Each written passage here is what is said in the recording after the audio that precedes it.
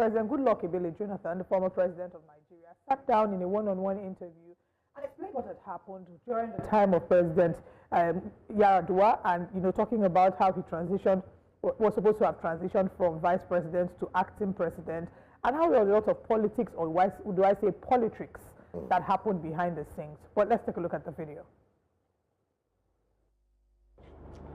There's always balancing between North and South, Muslims and Christians. And Yar'Adua was a Northern Muslim, was the president. And he took over from a Southern Christian, Obasanjo, who ruled for 8 years.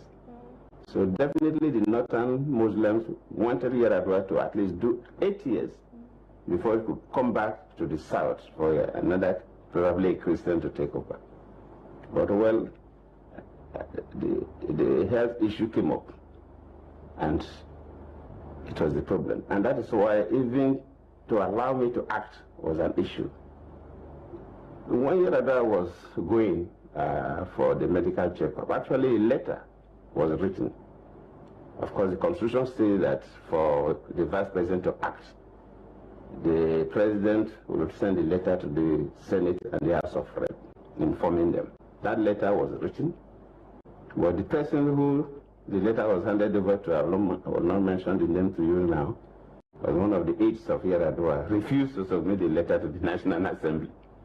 And Yar'Adua became so ill that he had no control of issues. So we had a country where the president was not available and there was no acting president. Not mention the name of that aide. Exactly, that's one of the biggest issues. Maybe he's saving it for, he's probably writing his memoirs. Okay, and if he lets the cat out of the bag, will you buy the book? Yeah, the other things, of course, there are other things. There are other things that he's experienced that we will never have known. Still be exactly. If you're going to grant an interview, let's not do half and half disclosure. Just tell us the name. Let's understand who are the people that are into this sort of politics, because this book can be maybe people that are at the helm of affairs now, exactly. So we know who should be wary of. Responsible. Yeah. Yeah, and looking at that time, I mean, just going back memory lane, we remember Professor Shoyinka and a few civil society organizations did lead protests for the transmission of power to the vice president, and that was when we had this word, cabal.